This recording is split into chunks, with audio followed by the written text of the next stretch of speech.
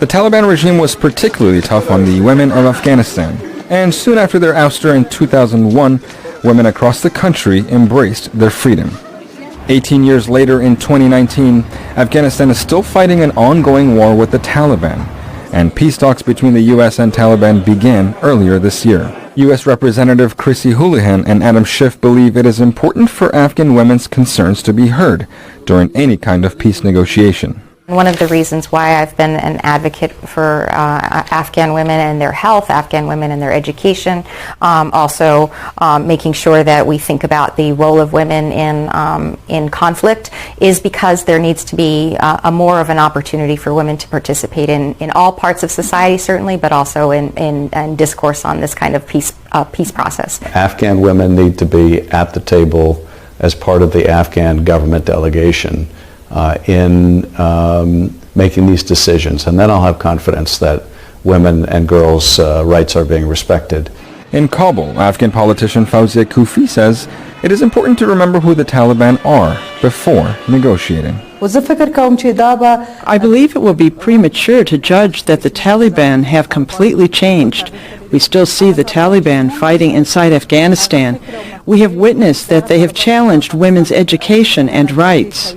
In 2019, Afghan President Ashraf Ghani initiated a consultative Grand Assembly of some 3,000 members with the goal of setting limits on negotiations with the Taliban during peace talks.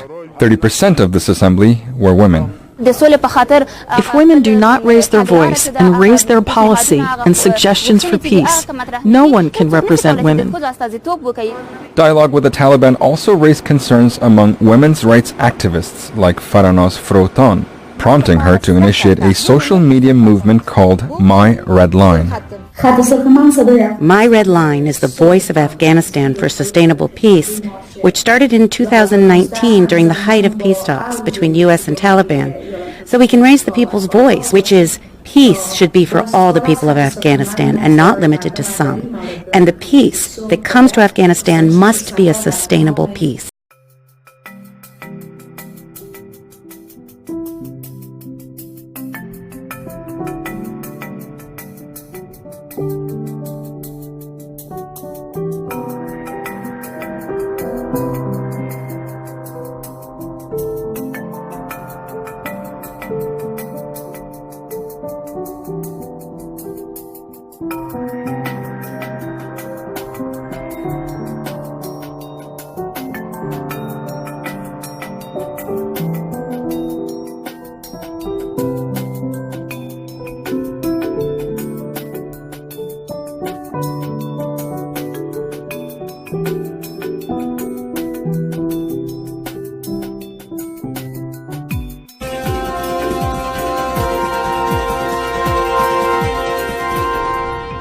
Sustainable peace.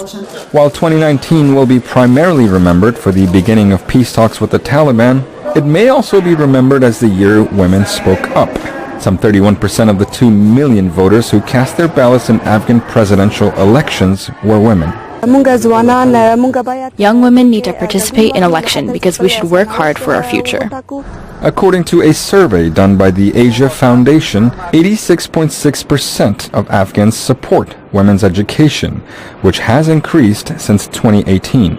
And according to the same survey, for the first time in Afghanistan, 76% of Afghans support women working outside their homes. However, according to the Afghan Ministry of Women's Affairs, there has been a 1% increase in domestic violence cases against women.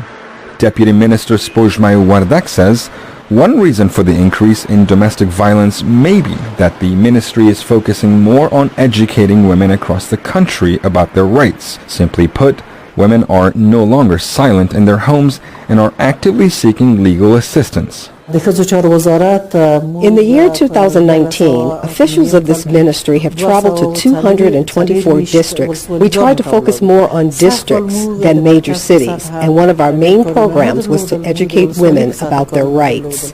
On the other hand, 28% of high positions in government are now made up of women. The contribution of women to civil service has maximized. We are confident that their contribution exceeds 28% during the current year. It was 27% last year.